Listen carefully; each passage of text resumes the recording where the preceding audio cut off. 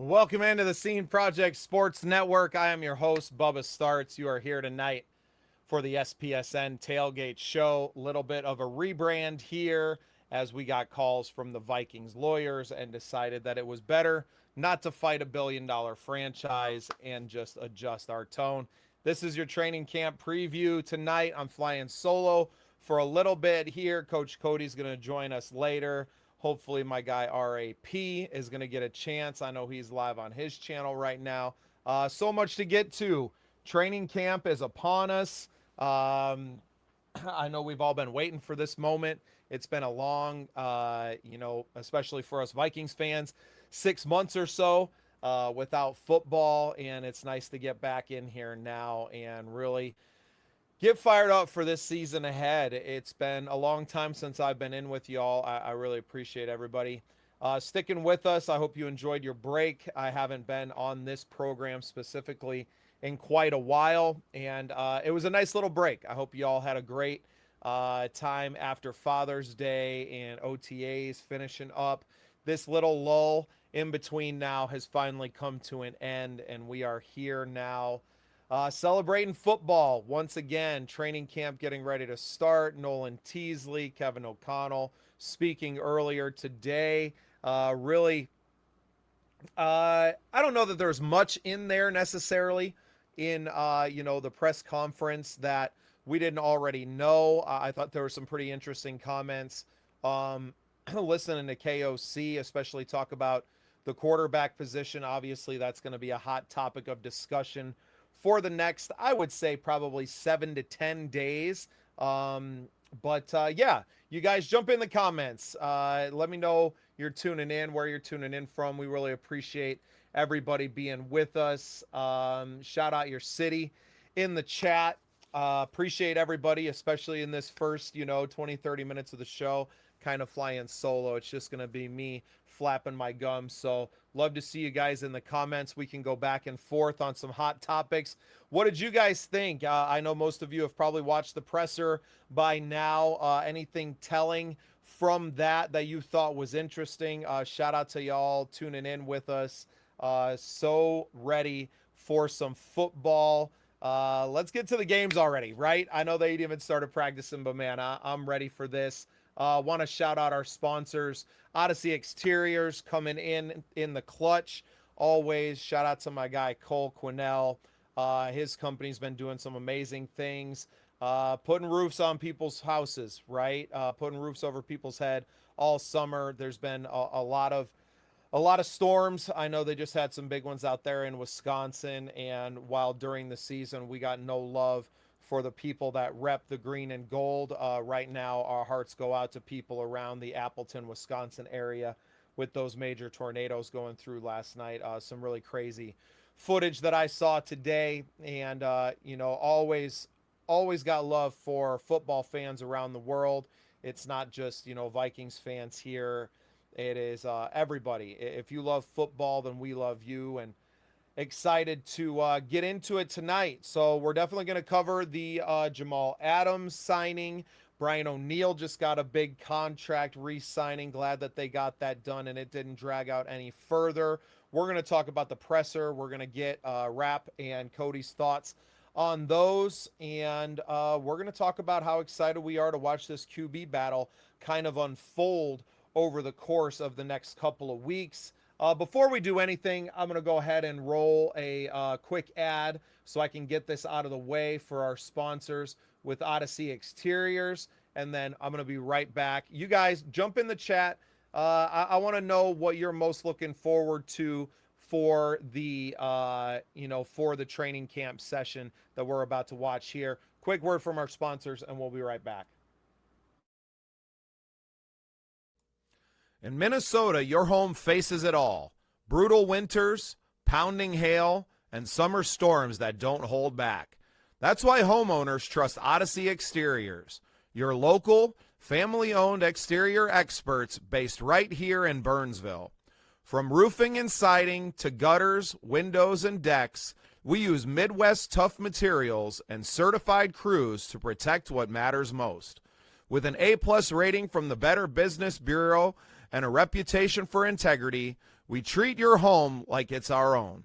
Call 952-923-0062 or visit OdysseyEXT.com today to schedule your free exterior inspection. Odyssey Exteriors, built Midwest tough, built for you.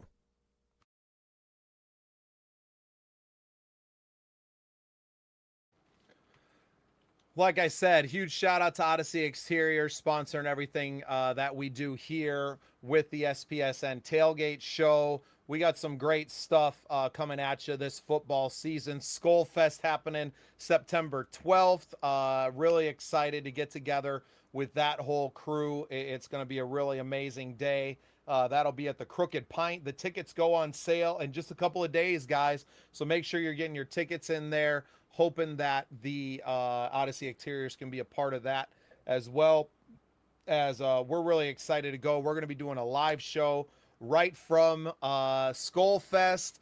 Obviously, Vocal Vike channel, Purple Pocket Podcast. Our guy RAP going to be there. His whole crew, SK, and all these guys that we've really had an opportunity to get with over the last a couple of months, really. Building that relationship with other Vikings creators has been an awesome time. And now we get to kind of bring our vibe into the room. We get to be in the building with everybody. We're going to do a live show straight from Skullfest, kind of let everybody dig into the vibe a little bit, get a little bit of FOMO for those of you chilling at home for what we're bringing to the table. And then we're going to hang out with everybody and celebrate this Viking seasons that to come. Obviously, the home opener happening, season opener on September 13th. We're all fired up about. But tonight we're going to talk about training camp and the preview for training camp here. Personally, me, I'm excited to see what this defense is looking like. I'm really fired up to get on and see what B-Flow has. A lot of young guys on this team, new draft picks, new players, new signings on here. Is Harrison Smith going to be back? I think a lot of us believe that he will be at some point. Hopefully here during training camp, I think would be my hopes that he gets in here and he doesn't have to go full bore right away. We kind of know what the wily vet is bringing to the table, but we are really grateful to I'm really grateful to have my guy Podge joining me. Dealt with some technical difficulties with his vehicle earlier. I'm sure he's going to be a sweaty mess after being on the side of the road. But Podge, brother, I appreciate you, man. I'm dying out here alone. I figure I'd come in here and die with you a little bit. Yeah, man. Well, sorry to hear about the blown tire out on the highway. I bet it was 130 degrees standing over getting that done. But, man, I'm happy. Sweating like a hog, brother. It's all right. It's it was all good. Degrees right now in my studio. I have my feet on a cold jug of water. This is my AC in here. So I've had this in the fridge. So now I'm just wrapping my feet around it. It's helping to keep the core temp down a little bit. You're quite literally watering the base of the tree. There we go. Exactly, man. So happy to have you in here, Pods. Just kind of getting our training camp preview show tonight. Cody will be joining us later. RAP's got the link from the Vocal Vike podcast as well. My wife's laughing at me, but you got to do what you got to do, honey. What and kind of what I asked the chat just to start off with is with this Vikings team, like what are you most excited about for these few weeks of training camp? What excites you the most about, leading into this week? Is it the QB battle? Is it the new defense? For you, Pods, what is it? Me personally, because obviously it's still training, it's training camp. I'm looking forward, at least as far as the Vikings go. I'd really like to see how the defense goes. What's up, Jeremy? I want to see how this defense goes because now that you have Jamal Adams back there too as a veteran safety and presence on that defense as well, I wonder, what kind of coverages B-Flow is going to put him in, what kind of packages he's going to be in. And this is a good time for him to show up and get a couple reps in the preseason. I I expect Adams is probably going to get a couple more reps in the preseason than a normal starter would, just for the fact so he can learn the playbook. Well, and I think a lot of people were assuming that this kind of signaled the Harrison Smith not coming back. And for me, it wasn't that at all, especially when you think about the fact that for the last few seasons, Jamal Adams has played a lot more at that like outside linebacker Yeah, position. And for most of his career, he's kind of been a blitzing safety. So I don't necessarily believe that this signals anything to he's do a at all specialist when with it comes to Harrison. run stopping. Well, and really, he's a perfect fit for a B-flow defense, right? To come in and to be a guy, you don't have to play every snap. You're going to be a rotational piece in that backside and, part of an 8-man front at times and part of these, exotic fronts that you like to show and being someone that's proven throughout their career that they know how to get to the quarterback because just having speed isn't enough in the NFL to actually Got get to to the have some quarterback and finesse. bring them down. Got to have some finesse. And I Well, also and think too, moxie. I think yeah, it's a little bit of something else. Being able to show something at the line and to get those, these offensive linemen. I mean, these guys are 6'8", 360 pounds. You're not going to be able to go through them when you're Jamal Adams size, right? And you're not always going to be able to get around someone that has a 9-foot wingspan, right? So you have to be able to kind of show something at the line of scrimmage early and then to be able to get them a little off balance so that you can get that free lane because that's really what's needed now. These quarterbacks are so fast at processing. You need that free rush where you're getting to the quarterback in less than 2 seconds. absolutely. But I think the most important part though about this signing in particular is the fact that you have another guy in there that can mentor these young rookies, these young first and second year, maybe they're in their third year, you know, in the league, and you have a guy like Jamal Adams who can sit down with these guys and be like, look, this is how we're going to get you up to speed. This is how we're going to gel. I'm going to try and, just like the coaching staff, I'm going to try and put you in the best position possible to succeed as well. Well, and what's kind of interesting is that Jamal Adams is a little bit of the same prototype that you got with a Jacoby Thomas, right? So you have a player in his 10th year now coming in with a player in his rookie season that he can probably look at the young man and he's going to And watch him out mold on that them. field. He's going to be like, he's going to be like, that was me. You were me 10 years ago. I'm going to give you those tips. And I wonder if that didn't lean into the signing as well. Obviously, he has, speaking of Adams, relationship with Nolan Teasley from his time in Seattle. So there's that there. And I mean, the guy's been around the league for a decade, right? So everybody knows his name. I think this Vikings defense, Beefalo especially, got to be super excited to get this guy in. And not as an addition, right before the season starts, but to have him right at the beginning of camp so he can impart a little bit of that wisdom right now when I think it matters the most. Right. Because getting these guys these early season reps and just getting them to see it in live play, and then him being able to point out like, hey, this is what I would do here. This is what your skill set looks like. I'm sure coach has told you this, but you can use this move to get around these guys quicker, or maybe you can use a feint here and then plug the gap. Like it's all process stuff, and I think having a guy like Jamal Adams who's been through that process, who's been through many defensive coaches and coordinators, who knows these systems, he's almost like having a coach on the field. Right. And then you add in the possibility of Harrison Smith coming on, who is not just another player. He's been a general of this defense with B-Flow out there as an extension almost of the coaching staff and the play caller, that the prospect of him coming in, whether it's, here soon or it is coming in, midway through the season even, he's going to give this team a boost at any point. So What really, is the update on him so far? nothing. And at the presser today, they addressed it. Obviously, they were asked about Harrison Smith, and KOC pretty much alluded to, like, when we know something, you'll know. Danielle got her little cameo, putting some of the leftovers in the fridge out here away. Love you, honey. Hmm. Okay. Okay. I'm just curious. He's such a big piece of that defense, so not to hear anything, and we're approaching preseason. It's just like, man, what's going on? Is it an injury? Is it contract discussions? I don't know. I don't like. I feel like if he was going to retire, he would have just come out and done it right away, right? And just done it. I think he still wants to play. I think it is a matter of the timing. I don't think that he wants to go through a whole training camp. And if he signed, the expectation would be that he would be there, right? And going through it all grueling. I think you get to the point where, we're 2 weeks in and kind of through the worst of it. And then you get the signing. He's able to come in kind of with the walkthroughs in the last couple of games. He's not going to play in the preseason, I wouldn't imagine. Maybe he gets a series or something just to get that. Because No, he missed that last year, right? With the yeah. injury to start the Personally, season. And then it took him a few games to kind of catch up to yeah. that. Personally, I feel like they need to get rid of the preseason. It serves no purpose.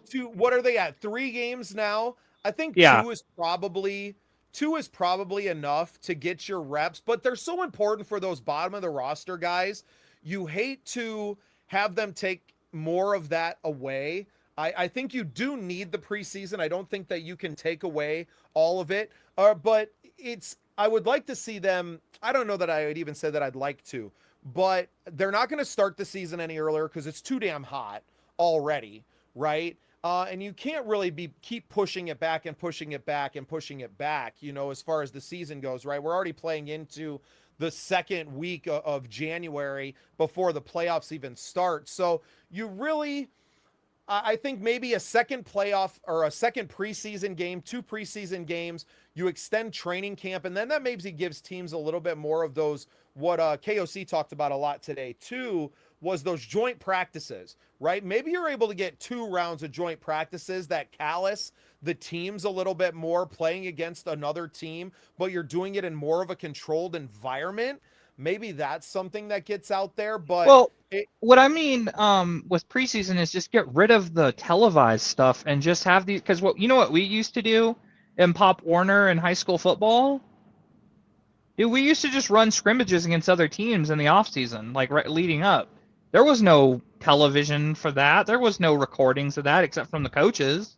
Like, maybe what they need to do is just have 2 games with the guys that they don't know, that are going to make the roster or go to the practice squad, and just have those via scrimmages. It doesn't need to be on television. Yeah, see, and that's where the rights holders and all these people get involved, because that's money, and you're not talking about chump change here. It's not pocket change. It is serious dollars that are exchanging hands for these. But with everything changing as far as that goes, right? Amazon and Netflix now getting heavily involved, and Peacock and all these streaming networks, it's just different, right? It's not the old networks that it used to be. The entire media landscape is changing. Hell, one day maybe SPSN gets a preseason game, right? Who knows where we grow and where the NFL goes with all of this stuff. But I think you're right.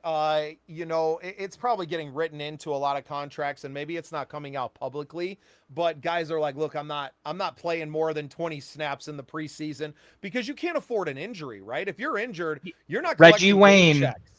Reggie Wayne, 2015. Non-contact, tore his ACL, never was the same. No, not only did he lose that money from that season and being injured, but lost a lot of money in his career from all of that. So I don't think that you're wrong about where the league will go. It's been obvious, right? They've cut back the preseason. They've extended the regular season. I think they should make the preseason into something for Netflix or Amazon. They could make it in, how like they have Hard Knocks, right? Well, maybe they could do like a Hard Knocks special and stuff. Instead of one team, have 2 teams, and then follow those teams, and you can watch like the scrimmage for those teams. I would like be surprised 2 teams people want to do. I would be surprised if you don't see more of that kind of content really soon.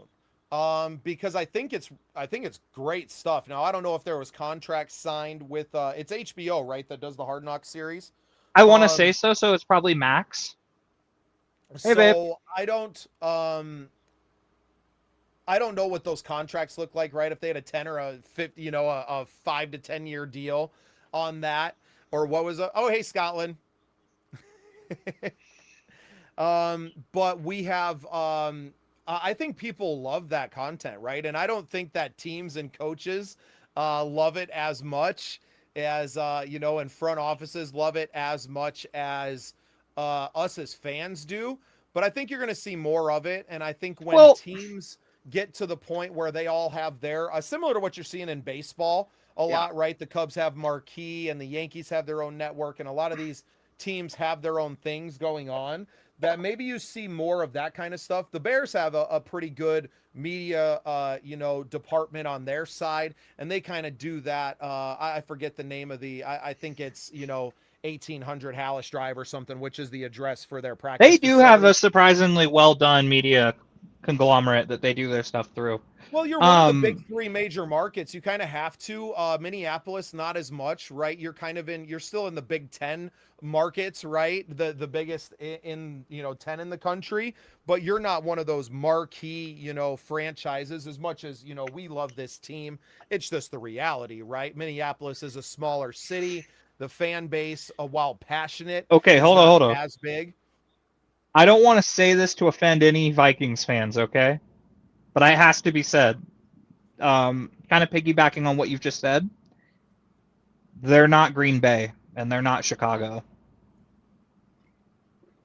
Green No, you're Bay just and Chicago have that you know, it's different. It's different. It's like the Yankees and the Mets. There's levels to it. right, right. Well, and it's not that the Minnesota Vikings aren't a storied franchise with all of, the history that's there as well. But, the Packers and the Bears, especially both of them being in this division, I mean, that's the start of the league. So you have, deep roots over 100 years. And, I mean, the Vikings have been around for over 70 years now, right? As a franchise, but it's It's one the of the roots. oldest divisions in football. I mean, you're the league started with George Hallis, right? So without the Bears, there is no NFL. As much as we kind of hate the franchise from the position that we are in, and that hate's a strong word, maybe. I think that we got a lot of love, and especially Vikings fans. It's hard not to have a respect, and I think we all should Bro, respect each other as the fan purple bases for people that. are rabid and I love them for it. And it's kind Yeah, of to that same point too, because I want to put this in. You don't have an NFL without the Kansas City Chiefs either. Super Bowl one, yeah. Kansas Hey, on City, that note, Green what do you Bay. think? Did you see renderings of the new stadium? I have not yet. Did you? I didn't know. I didn't look them up either. I heard it was cool, but also 3 Billy. Damn. Hey, I mean it's a Vikings show, but like at some point maybe we can show it on the post. Like we can share the rendering. How's it like? Let's uh I think they're let's trying to make it Super Bowl ready, is what they're trying to do. They are. Well, that's why they're putting a dome on it. That's why they're doing a lot of the things that they're doing. Hey guys, if you love what we're doing, you want to support the show, go on to shop.thesceneprojects.com. We got a ton of merch up there that you can purchase, help support us and everything that we're doing here at the network. Obviously, we're going to be doing a lot more stuff. We're going to be at the VWO tailgates at home games this year. We got some big plans for the away games. We got some really, really big plans for some stuff that we'll be doing with the with a potential TV slot. So really excited about everything that we're doing here at the network. I'm going to go ahead and just throw it up there. If you have a small business or any size business really, and you are interested in being a part of what we're building here, reach out to us because we got big plans taking this show onto network TV. We're going to be doing some really incredible stuff throughout the season here. Shout out to our guy, RAP. Rap is going to be a big part of what we do here. And I'm really grateful to have this crew, man. We have a hell of a team. Pods, you've been doing some awesome content over on the Scratch Project. John Hughes going out today. And you double dipped on interviews today, getting the All-American, our friend Lance Christensen Jr. on as well. Highly encourage everybody, check out the other episodes that we have on the network right now. Some really great stuff coming on there. Sorry, had to get a little shameless plug in there. Try to keep the that's all lights right. on. That's all right. And on that note, we want you guys to, if you've got that small business and you want to be a part of this, we'd like to take you with us. And then also on the plug side for me, I think it's only fair, we got to shout out our friends who helped me with the Scratch project, the guys over at Skunk Golf. They make you look good even if your game stinks. Trust me, this week has been a revelation. I went and I don't know if I told you, but like I got stuck on the highway with the flat, but I was going to get new irons before I got stuck. So that did happen. So you were on your way to go get new irons. No, I was on my way back. Oh, so after you getting got them. Yeah. And cuz like I was playing with my brother Monday and I'm not kidding. I've been frustrated with my irons for probably about 4 months now. And I almost snapped one yesterday. So go spend some money and get some new ones. There you go. I spent $400 to get some new ones because my club's traded in for about $450. So, yikes! All right, hit him. You know what? Since we're talking about him, let's go ahead and hit this beautiful ad that Pods and his beautiful wife put together for them. We're gonna roll this. We're gonna come back. Hopefully, Coach Cody's dipping in with us here soon. 20 seconds. We'll be right back.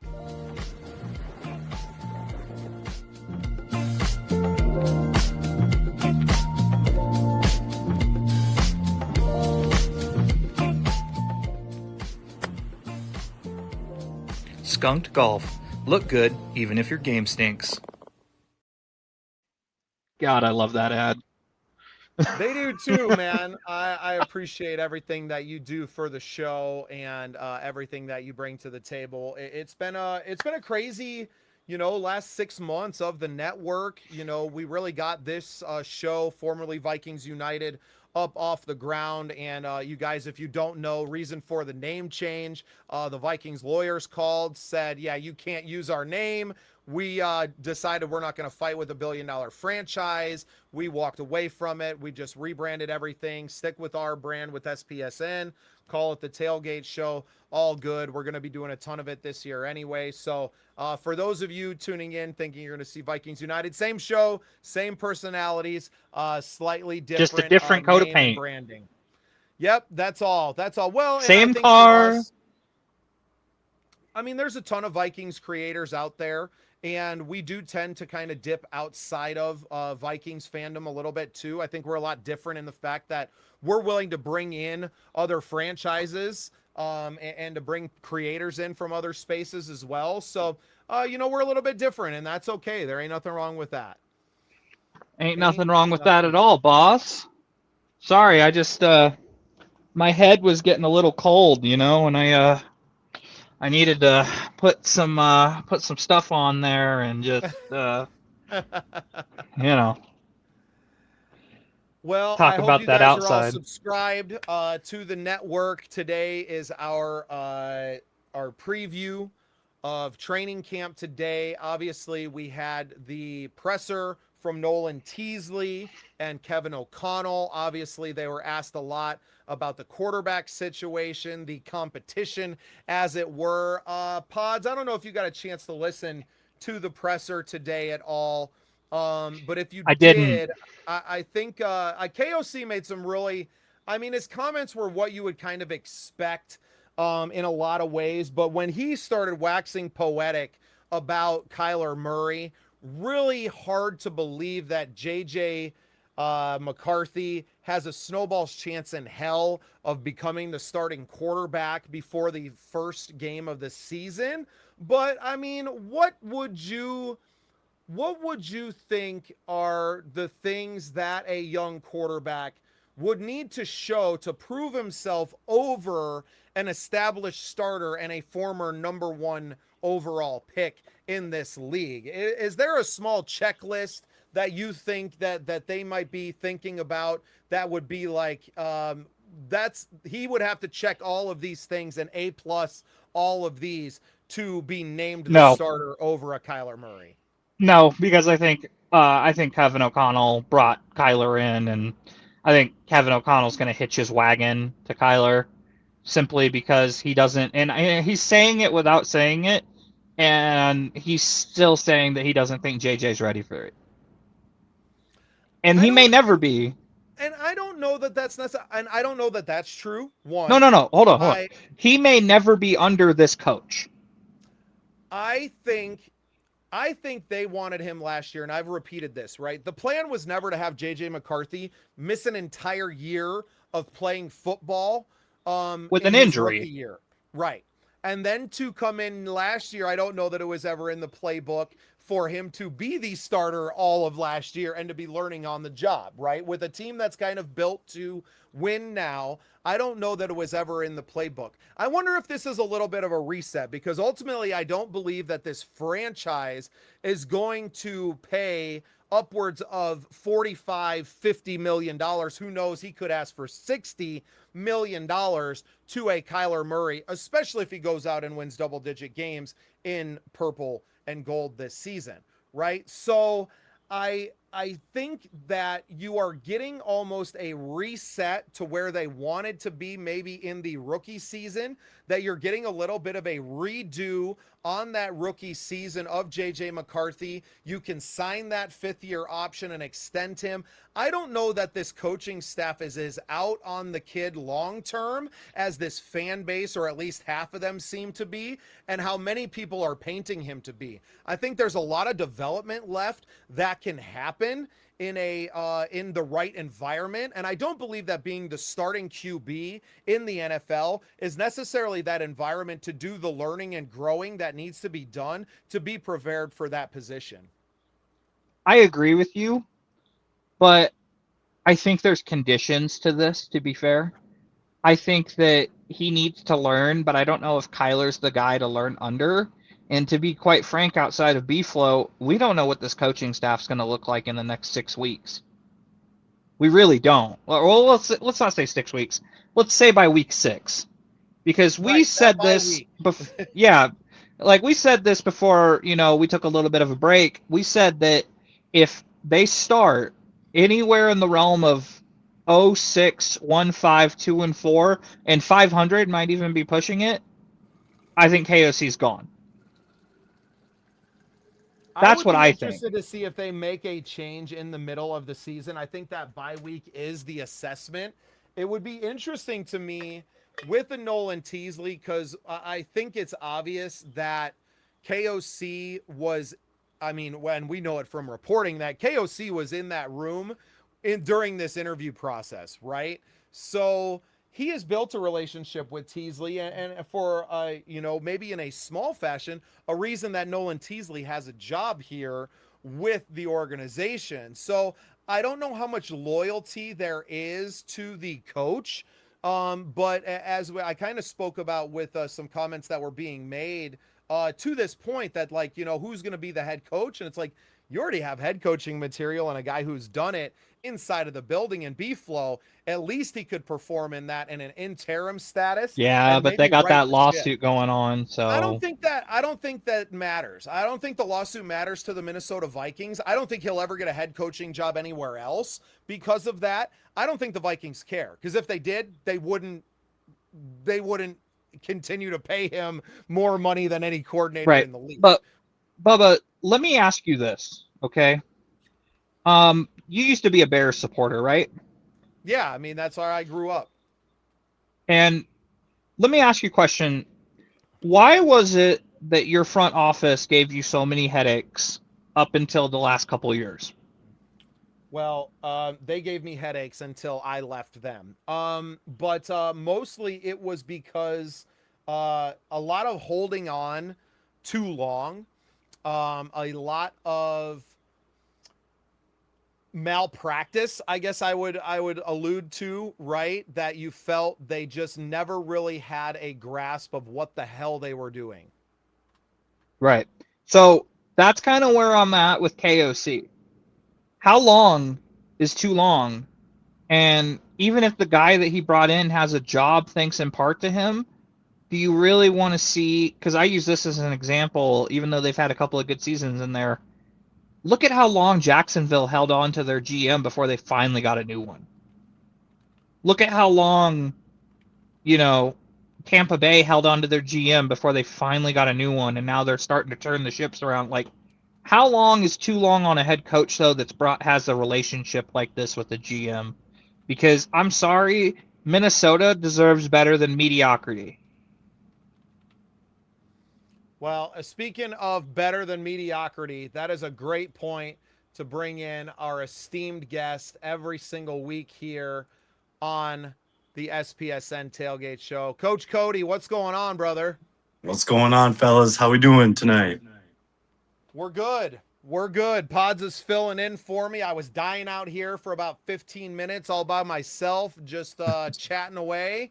But we're here now. I don't think you get to wear that, right? Where's your Seattle Seahawks championship hat at, buddy? You can't live in the past, Pods.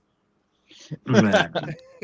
Hey, man, I'm wearing a conference championship hat. Relax. They didn't even make the playoffs last year. Shit's They over. didn't, but the year that I got this, they won the Super Bowl.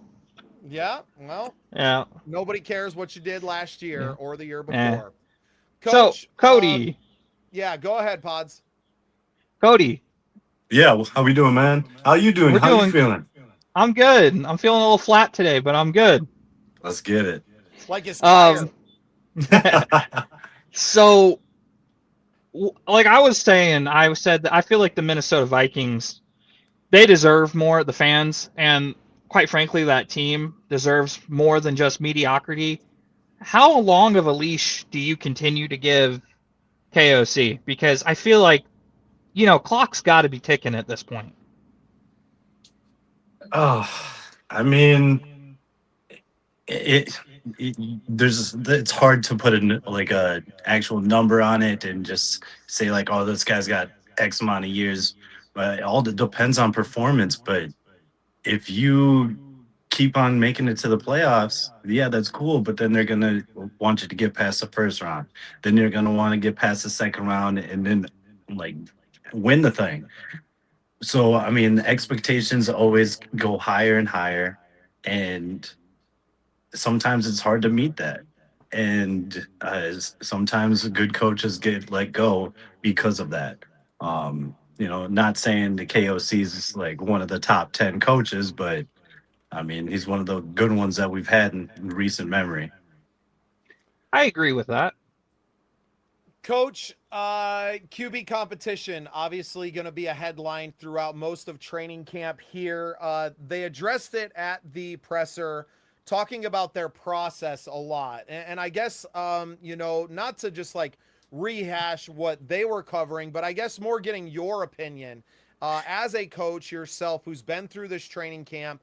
You're coming in and you have to have some semblance of a plan, right? You can't just come in kind of willy-nilly into training camp and we're just going to kind of roll the ball out every day and let the chips fall where they're at. There's obviously a plan. They have some dates in mind. They have, where they want to be. What does that look like behind the scenes? What are, I don't know if it's drills or, situational football that you're putting them in to kind of evaluate both of these guys. I think a lot of us kind of tend to feel that KOC kind of has his mind made up as far as who his QB1 is. But what are you doing to kind of put them through their paces in these first 2 weeks of training camp? Well, I mean, I got blessed because I had a QB1. Everyone knew he was QB1.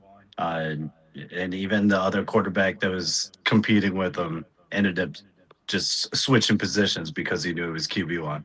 So I didn't have too much trouble with that. But yeah, I mean, KOC probably knows where he's leaning, evaluating their weaknesses, putting them in situational football, trying to see if they can work on those weaknesses and strengthen them.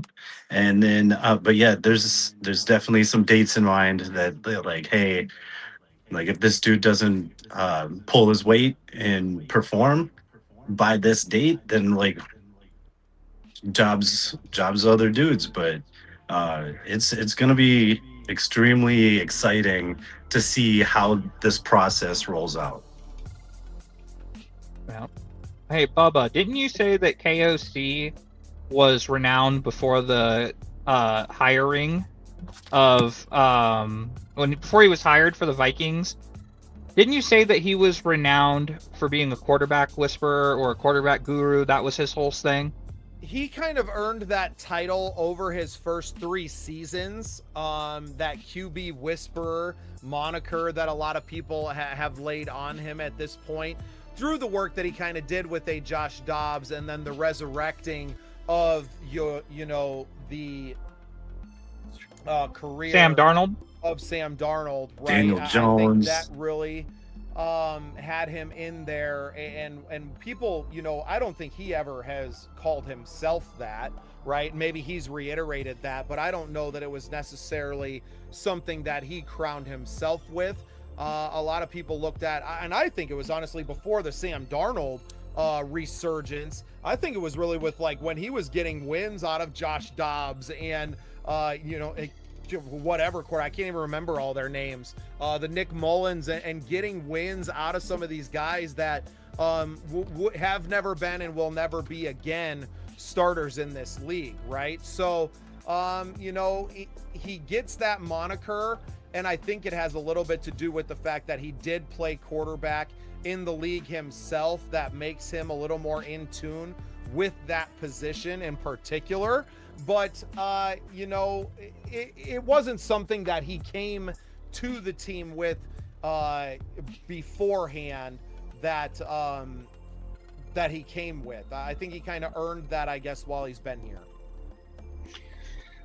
Okay, and to that end, Cody, how long do you give someone like that who's got those capabilities to fix up a guy like Kyler Murray, who, let's be honest, he's been through how many coaches now?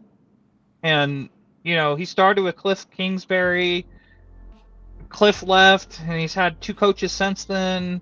Like, Arizona's a mess. Always is a mess, it seems like. So, I feel like at some point, to get that stature back, you're going to have to fix Kyler Murray, and we're going to need to see a Sam Darnold-like turnaround. We talked earlier, Cody, about what we're most excited about going into training camp. And I think for me, it was the defense. But I think second on that list, because Kyler has come off 2 injury, seasons ended early by injury and hasn't seen the field a ton, or at least not as much as you would like a starting quarterback of that. And you have had these season-ending injuries. Is he still the guy that a lot of Vikings fans see when they're watching highlights from, circa 2022, 2023, and they're kind of, watching the high of the highs? Are we going to get that guy, or are we going to get 85% of that guy? And that, I think, I don't know if you're really going to see it necessarily in training camp because they're still not really going full speed out there, but losing a little bit of elusiveness in this league is a lot bigger step than I think a lot of Vikings fans who have kind of already crowned Kyler the savior of the franchise are forgetting. Yeah, I mean, he has that amazing ability to pick up extra first downs just with his feet, extend plays and stuff like that, but he's getting up there. And like you said, speed, there's speed, and then there's just fast AF Randy Moss, just freak speed, right?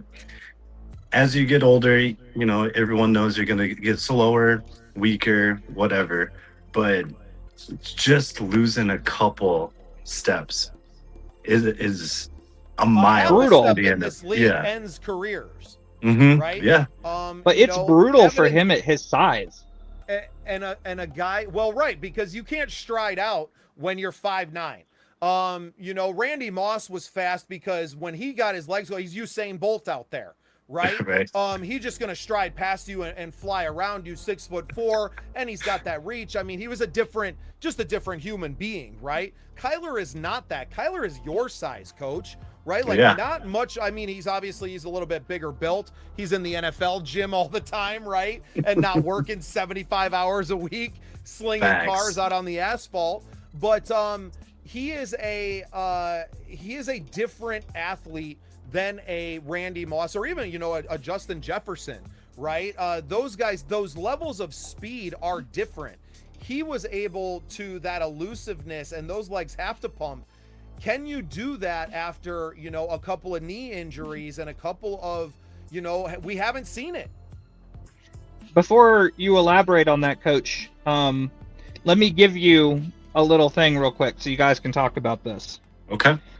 All right, so Kyler Murray has missed 30 total games between 23 and 25, and now the 26 season. Oh, you're muted. The major injuries that he has suffered starting in 2021 was an ankle sprain that he missed 3 games after Bubba, picking he's up, muted. Do you hear me? an injury against There we Green go. I Bay. can hear him. No. Yeah. In 22 and he's 23, good. he Can you tore hear his me, Cody? ACL after a non-contact ACL tear in Week 14 against New England, which caused him to miss 30 games spanning into the start of the 23 season. And then he's coming off of an injury where he sustained a foot injury in 2025 in Week 5 against the Titans, leading to an injury reserve placement, and he missed 12 games.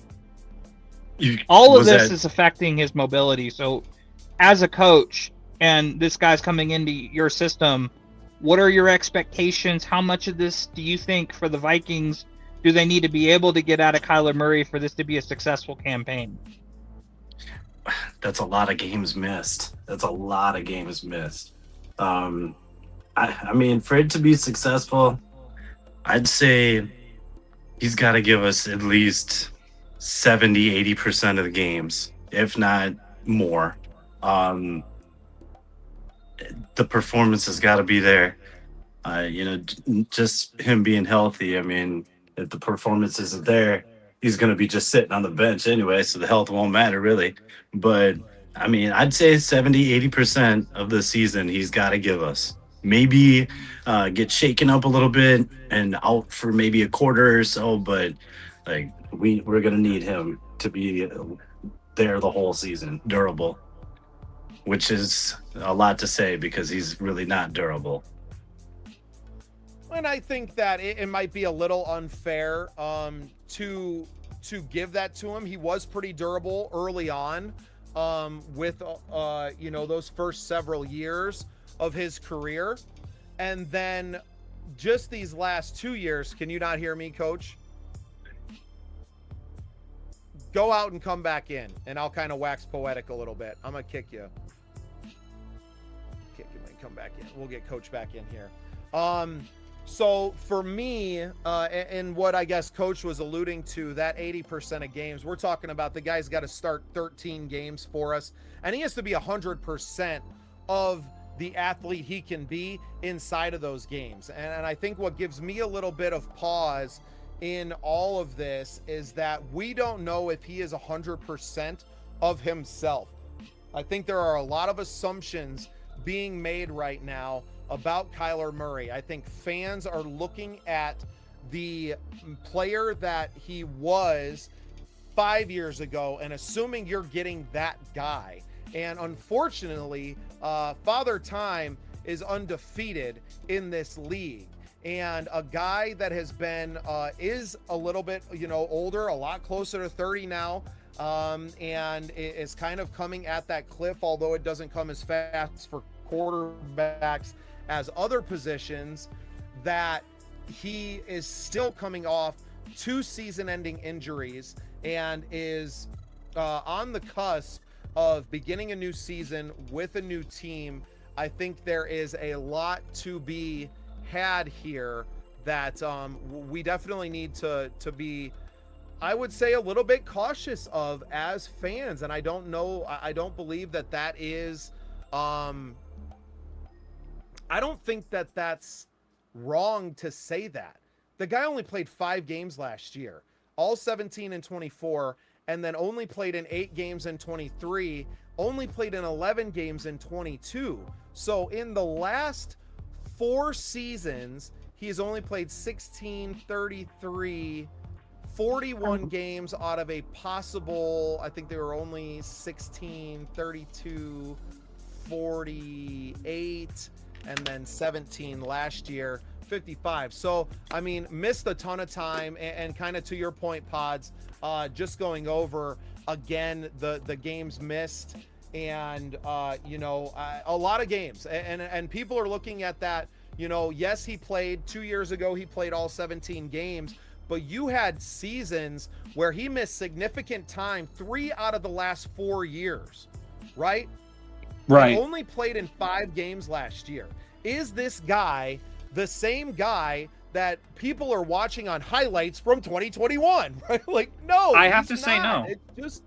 It's just kind of common sense to me. It's why I've been a little bit cautious about, you know, kind of crowning him the savior. Is he better than a young JJ McCarthy is right now, and what JJ McCarthy has at least shown us on the field up to this point? Probably. I don't just know. an experience alone, I think you can kind of rack that. But the thing is he going to improve? Right? Like, I don't know, but the thing that really worries me about Kyler is that all of these injuries that he sustained have been mobility killers, like his foot, his knee, ankle. Like, all of those are not good for someone whose entire bread and butter is being a mobile quarterback. Because let's be real, he can't see over the offensive line. Like, all of his stuff is drop step pressures, scramble out of the pocket, make sure that you can make the right play, whether that's in the flat to the cutoff to the safety valve, whether that's making sure you hit your timing plays just right and everyone's on their routes. Because with a shorter guy like that, it's harder for him to, I would say, improvise on the fly. And you would think, well, he's more elusive, he should be able to improvise more. But when you have that height differential, you're not striding it out as much as, say, like a Justin Herbert, a Jaden Daniels. And then you throw on a knee injury, an ankle sprain, and then you also just recently hurt your foot, and he's lost 30 games in the last 3 years in terms of time. And that's all been in the last 3 to 4 seasons that he's sustained these injuries. And I just don't see him being, and I'm going to be generous, okay? I think Kyler Murray, from when he started out of Oklahoma and, say, his second year when he had his best year, I say he's at best right now 60% of the player he once was. and that's, I think, why it's second on my list. And look, did you improve the quality of that QB room when you signed him for no money, right? Yes, undoubtedly, he is better than Max Brosmer and Carson Wentz. But what we're looking to see in this QB competition is, does he have more potential to win more games than JJ McCarthy? And that is what we're going to find out. And I don't know that it's, and KOC kind of alluded to this as well, like the evaluation doesn't stop once they name a starter either, right? I think, I just don't know. And Coach, maybe, I know you haven't dealt with it personally, but can a QB prove something in practice? And can a starting QB minus injury, can they falter? And maybe it's not picking up the nuances of the playbook, and through performance and not injury, can JJ McCarthy supplant Kyler Murray in season as the starter? Absolutely. Absolutely. I mean, quarterbacks can, anybody can surprise you. Sometimes it just clicks. And it could click after 2 practices. It could click after training camp. It could click after the second preseason game. But, you see the improvement, tighter zip on the ball, amazing placement, like decision-making on par. And then on the flip side, if you have a quarterback that, you think he's the one and he's just not getting it, the balls are just weird coming off the hands, no velocity, no placement. You got to throw a ball that a wide receiver can catch. So, I mean, if the wide receivers aren't able to catch these balls, I mean, it's next man up. So it works both ways. I'm worried about that, Coach, because next man up might be a real possibility for this quarterback room, considering that all these guys are injury prone. I mean, Brosmer, get ready, son. You never know. This time you've got to get ready, son. Well, but does that not concern you guys? Just, like, I know it does, but like, does it not concern you just a little bit how many injuries are in that room alone? Yes, it does. It's highly concerning. They had to have taken that into account signing them. Granted, we signed them for next to nothing, so it was kind of a win-win situation. But I'm just excited to see how it pans out. Hopefully he turns out to be like a Sam Darnold and we can resurrect his career, and then maybe he stays, but it's going to be tough. I mean, Coach, I just don't see it. I don't, if he stays and this team is successful, I don't see this organization ponying up north of $40 million a year for a quarterback without looking at the cap situation right away. I don't know that they have it in the first place. Hey, Scotland. Oh, hello. Glad you guys aren't on the side of the road anymore. Yeah. We have Yeah, I think that I think JJ McCarthy's here next year regardless, right? There's been so much trade talk around him, and I just don't know why you trade a guy that you have team control over, that you're paying next to nothing for, that is at the very least proven to be a more than capable, at least backup, right? The kid can play some. You may not like him as your starting QB 17 games, but to call him some of these fans out here are just kind of belligerent, right? He's the worst quarterback I've ever seen. He's not the worst No, Christian man. Ponder. It's right. And the comparisons to him are just bananas. To me, it's kind of crazy.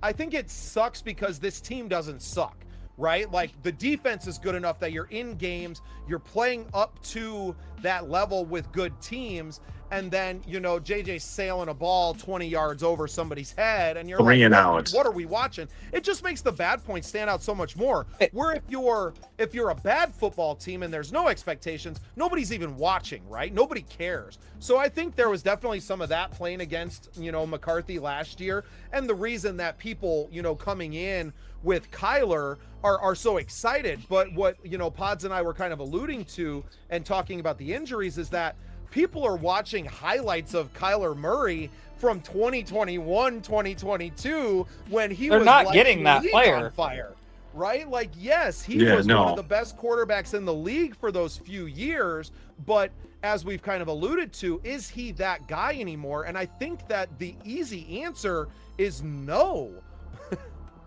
And let me play devil's advocate just a little bit too. I had the same frustration with who's considered arguably the greatest quarterback in the league right now, and that being Patrick Mahomes. He was sailing guys last year too. He wasn't healthy either. Now he's taken more time to get healthy, and I think he'll come back from it, but that's generally because I believe Kansas City has a better system than most teams. But it's also like, you have to taper your expectations when these guys are coming off of injuries. And when you got a guy like Kyler, who's coming off of not one, but 3 injuries to his leg and foot area, there's no way you're getting Heisman winner Kyler Murray. I'm be honest with you guys, and I know you got. I really do hope the best for the Vikings, but I think the Vikings' best path forward is JJ McCarthy or somebody else. I don't think Kyler's that guy in terms of being the path forward, because I don't think Kyler Murray is going to be a quarterback in the NFL here in the next 5 years. I can agree with that. And I'd rather try to mold JJ, but try to get him some veteran experience. I don't think Kyler's the veteran you want trying to mold him, though, because he doesn't do the things you want him to do anyway. He's not in the film room. He's not doing that. He's a problem off the field with his inattention. Like, can there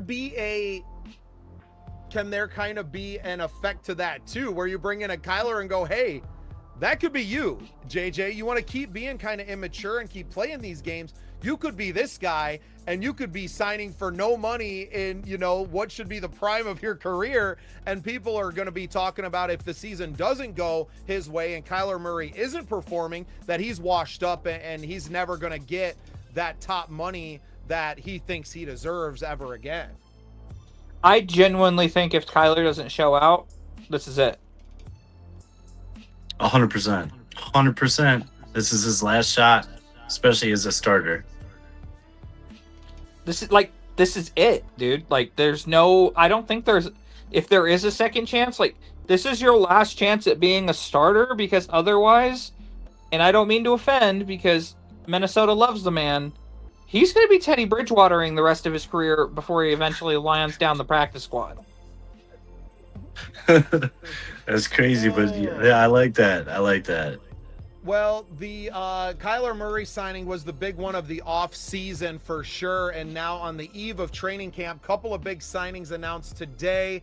Jamal Adams, safety linebacker, signs today, formerly of the Jets, last season with the Raiders, but had a little bit of a relationship from his time with the Seattle Seahawks with new Vikings GM Nolan Teasley. He signs today. And then also Brian O'Neill re-signs with a massive contract for a right tackle, which I think in a couple of years probably doesn't look as overpay as it does today. I saw a lot of guys throwing that around, but I mean, you got to pay tackles these days. It's not just left tackles. You got to pay these guys on the outside big money. I think in a few years towards the end of this deal, you're looking at other guys that are probably making north of 30 at that right tackle position. And you're like, we got a deal, a steal on a guy who's been kind of an anchor of that offensive line through some pretty tumultuous years, especially with the Christian Darrisaw injuries in the last 2 seasons. Yeah, no, I love the signing. Like you said, big boys.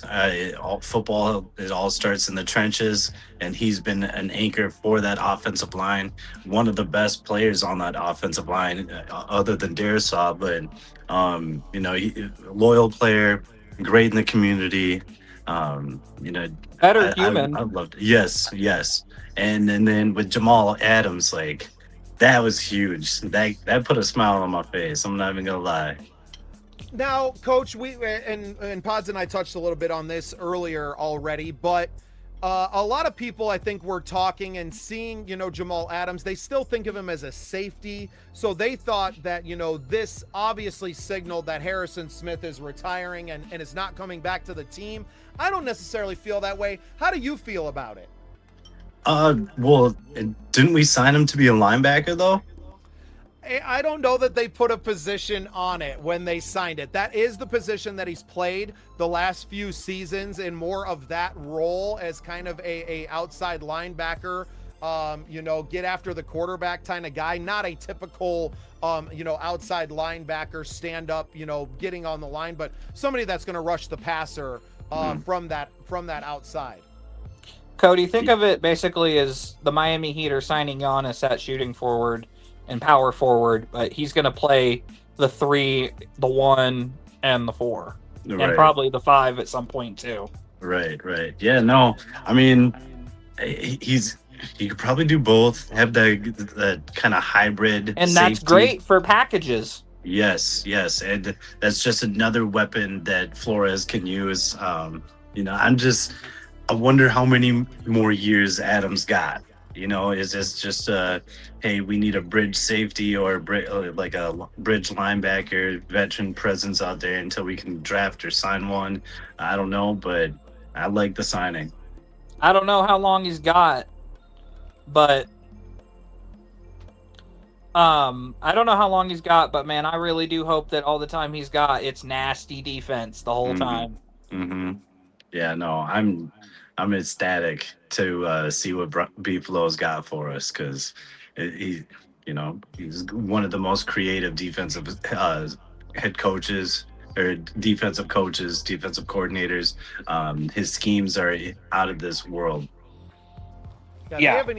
They haven't even mentioned the contract at all. It was a tweet that he put out just with the skull hashtag and year 10, right? So I don't know what the deal is if they only signed him for a single year. It would be, I mean, with where this team is, I think adding someone like this where you have a guy that's kind of in his prototype in Jacoby Thomas, somebody who's a big body, not a traditional free safety, somebody that can come down, lay some wood, get after the quarterback as a blitzer. What do you think about that? It just kind of, but I think he's also signing here to be more than just like a mentor to these young guys, to be someone that they can more follow in the footsteps of and kind of shadow around, and to have that. But he's going to play meaningful snaps on this defense, whether it's as a starter, right? I think you're going to see a lot of rotation on this defense this year. A lot of guys that aren't necessarily playing 400 plus snaps, a lot of guys that are playing 250 to 300, right? Because they're rotating. I think that's from the defensive line all the way through the back end. Yeah, correct. I mean, I think you hit the nail on the head right there. Is just bringing him in to be a mentor. He is going to play meaningful snaps, but I think you're correct there that we're going to be rotating in some of the younger guys to get them that experience, that live action experience, just being on the field. That's the only way you're going to get it. So, and we need to grow these players, especially on the back end.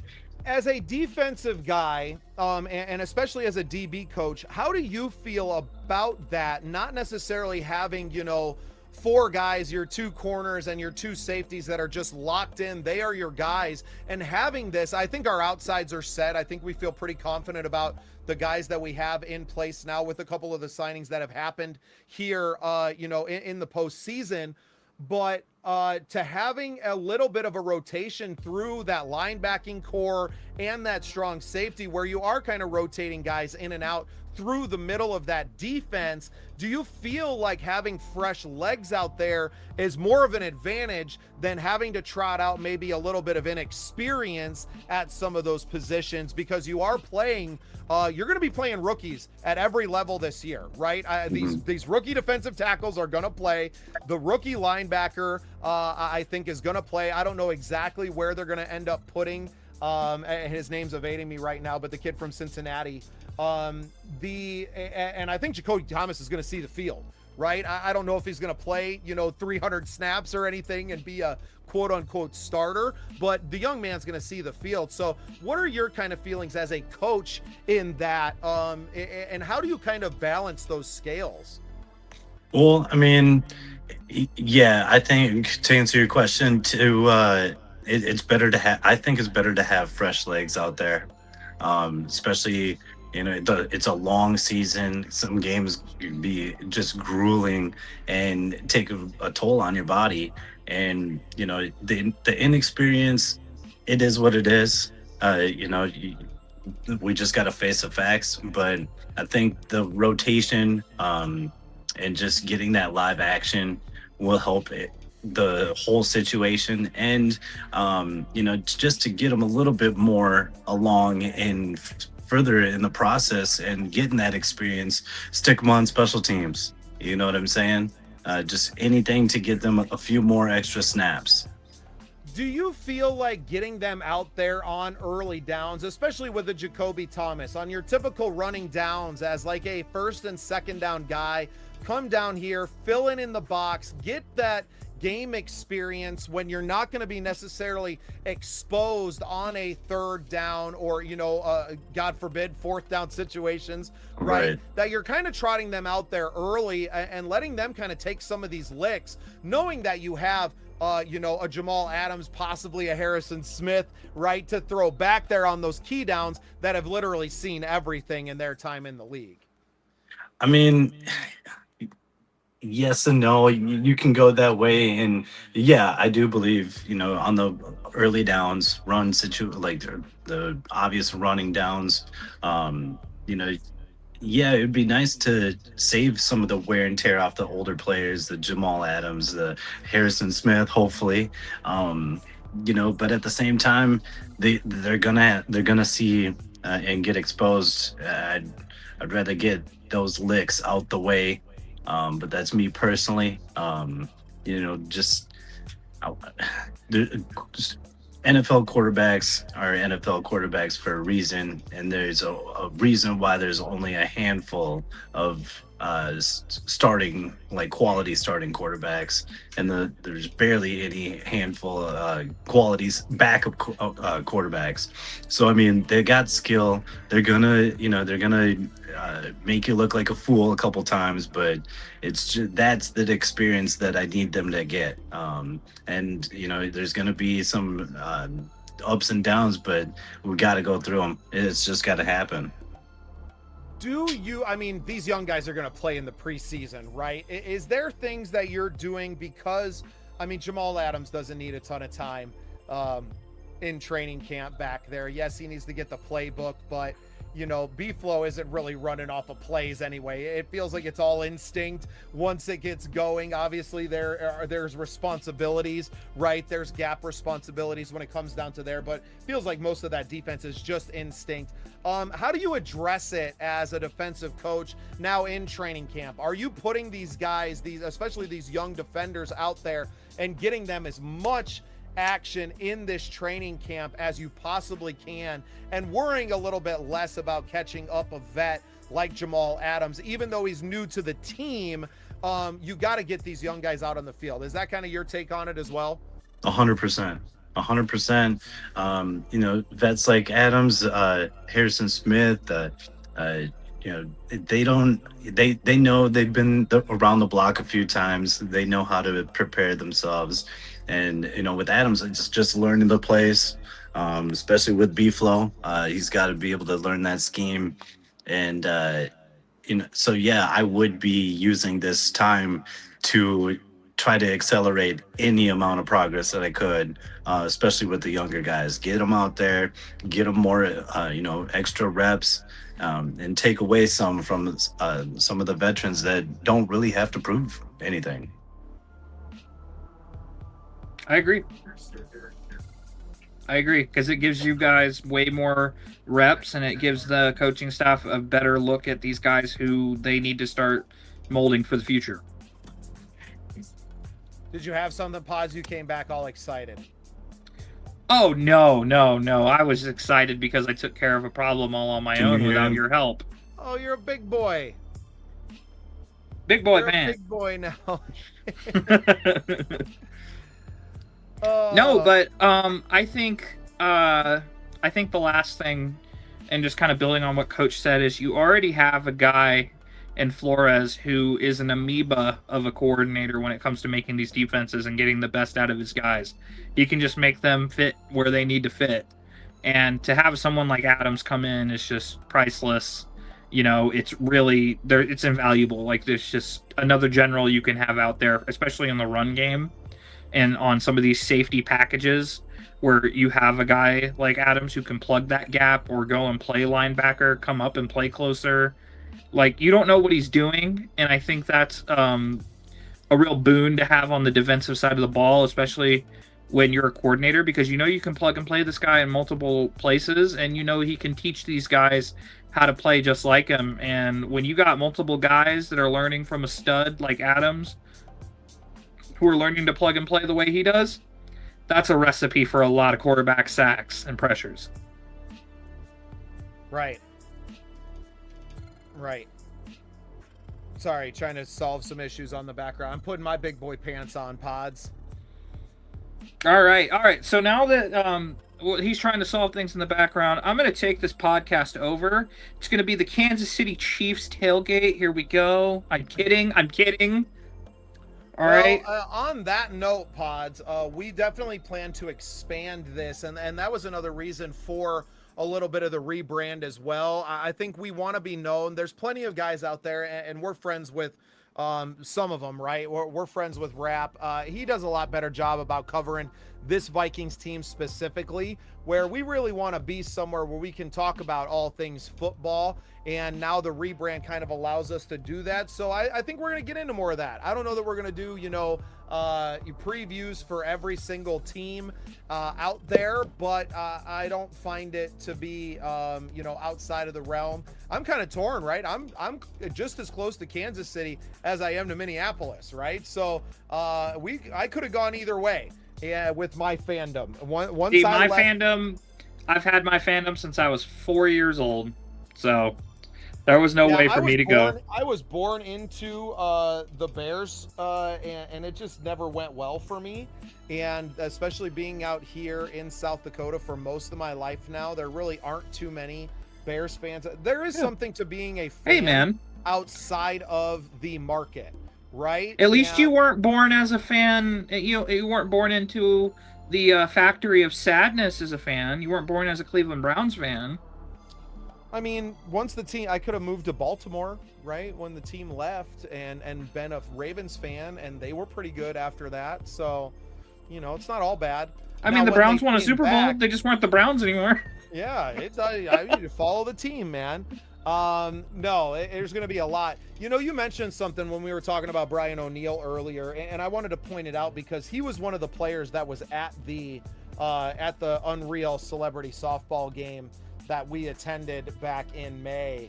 And you could tell how much players and the players' wives and the players' kids, he's an affable human being, man. People love him. He's really a heart and a backbone of this team. I think that getting this deal done was obviously very important to everyone inside of that front office, and it was really nice to see it get done, not be something that's looming over us as we get through training camp, and it's just done now. Like I said, maybe a little bit of an overpay. I think you get to the end of these 4 years and right tackles are going to be signing contracts that are well over the 20, I think it's just a shade like 22 or something, 0.5 or whatever it is now. You're going to have right tackles that are signing for 27 a year in the next 3 years. So it probably, I think at some point there's going to be a reset in the market too, where some of these prices start to come back down to earth. I don't know that maybe because then what are they going to start paying these guys with? Monopoly money? Yeah, it's crazy. Well, I mean, everything's more expensive. The league is worth more and more every year as well. You look at the $3 billion stadium that they're building in Kansas for the Chiefs now.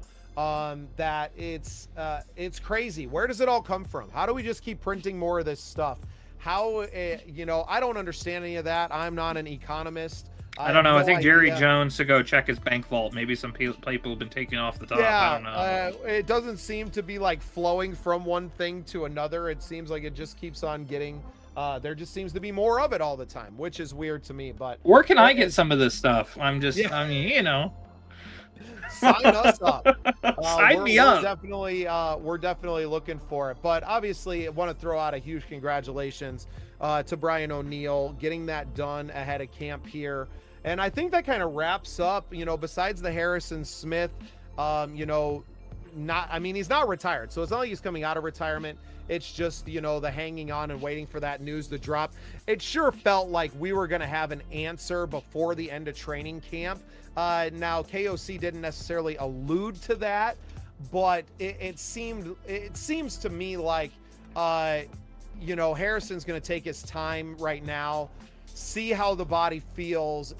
If he, decides that he's going to do it, I think he comes back, probably in a couple of weeks as we get through those preseason games, and then maybe, taking it from there. But if not, I think that he kind of officially announces his retirement then and just says that he's done. Maybe he's waiting to see who the quarterback is. Maybe he's waiting to see how this young defense looks into things, because you got to imagine the guy's got keys to the practice facility at least, right? Like he's around the team probably, and I would be very surprised and we got friends that'll be at training camp and stuff as well. Be very surprised if he's not around the building and kind of hanging around, Lurking about. without Yeah. a contract, right? I just like, he's never going anywhere. He's a Viking for life regardless, and it's just the nature of the thing. So going to be interesting to see what drops there. Anything else? I don't know if coach is going to make it back in tonight. There's or one not. thing I want to say, and it's we were talking about it. We were talking about how you were on the, you were torn between the Kansas City thing, but on the Kansas City note, I want to give Coach Bienami of the Kansas City, his wife and him, some prayers. That's terrible what's going on with them, and I hope she's okay and will pull through. And I hope that Coach can get through it and come with a straight head on for the season, and nothing else happens that's worse. Yeah, that's just a crazy situation there. And not to take anything away from them, obviously all of our prayers go out to the Bienamis and in their time of need. But also, Kyle Shanahan in a very serious car accident as well with the 49ers, and what that means for their season moving No forward shot. I now didn't as hear about that. So, yeah, so Kyle Shanahan in a serious When did car this happen? accident just today or last night, possibly. Let me I put You're Shannon, kidding. they'll know who I am. Kyle Shanahan nearly lost eye in car crash, says friend Chris Sims. So this is ESPN reporting, so I'm just going to kind of excerpt here. Result of a car crash earlier this month. Okay, so it happened a little while ago, but suffered multiple injuries, 2-car crash on July 14th. So it happened about 2 weeks ago today, and had including cuts to the face that required more than 40 stitches. So obviously he's been going through a lot there, and we hope to, we obviously send our prayers out to Coach Shanahan. We're in this for football, obviously, when we're standing on opposite sidelines.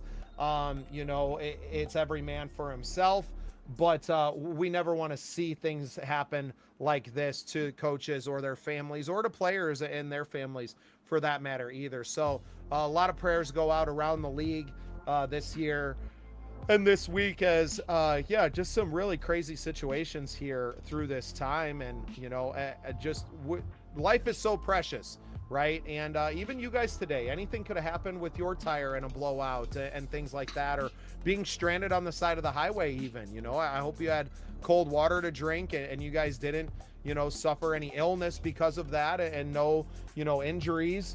But don't take this life for granted, people. As someone who played fast and loose with his life for a long time, I probably shouldn't be here. Take care of yourselves out there, especially in this heat wave. Drink lots of water. Lots of prayers out to the people in Wisconsin. Huge tornado in Appleton, Wisconsin yesterday destroyed a ton of houses. I think there's been a couple of casualties with that as well. So there's always bad stuff happening. We can't do a lot about it most of the times, but we can be good people. So control what you can control. Be good to one another. Pods, do you have anything else to cover before we just get out of here tonight? I am sweating bullets. You're probably finally cooling down a little bit from your excursion. Anything else before we get out of here today? Just be kind to yourself, be kind to your neighbors, make sure you're hydrating, and just, make sure you guys take a second to think about the people who are important in your life and tell them that they are important to you. Well, guys, I appreciate everybody tuning in tonight. Obviously, ton of content going out in Vikings fandom and across the NFL, with training camp just getting ready to start. Tomorrow, they're going to put, not putting pads on yet necessarily, but these guys are getting in the building. And a really exciting week here. NFL football is back, and so is the SPSN Tailgate Show. With that, I want to wish you all a great night. If there's any breaking news, we'll probably jump back on, maybe do some emergency pods, or maybe we'll just mention them in Breaking passing on news. one of our other. The Guardian caps are back. The Guardian caps are back. We have so many shows going on. Make sure you're tuning in. Subscribe to the channel and keep up. Pods has got some great stuff going on with the Scratch Project. We're going to have some really amazing stuff going on with Skullfest. I will make sure to get you guys more information on that. Tickets are going on sale August 1st, so go to skullfest.com. Check out everything from our guys over there. Not just Rap, but his whole crew. They're just the best people. We really appreciate being a part of what they're doing.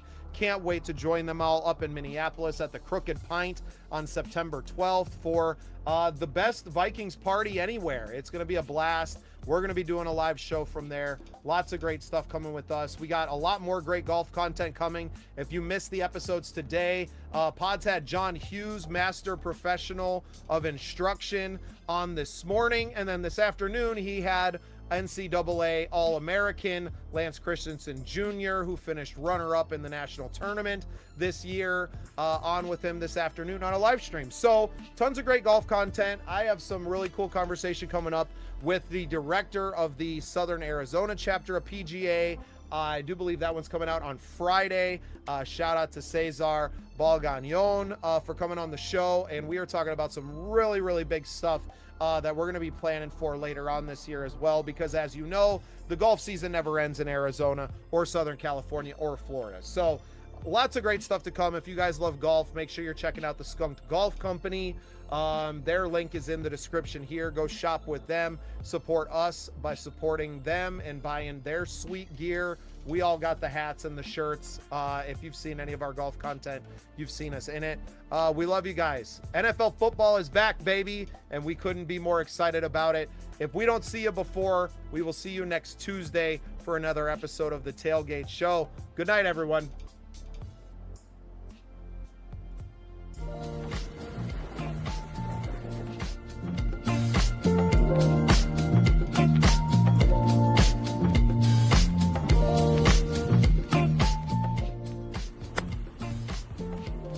Skunked Golf. Look good even if your game stinks.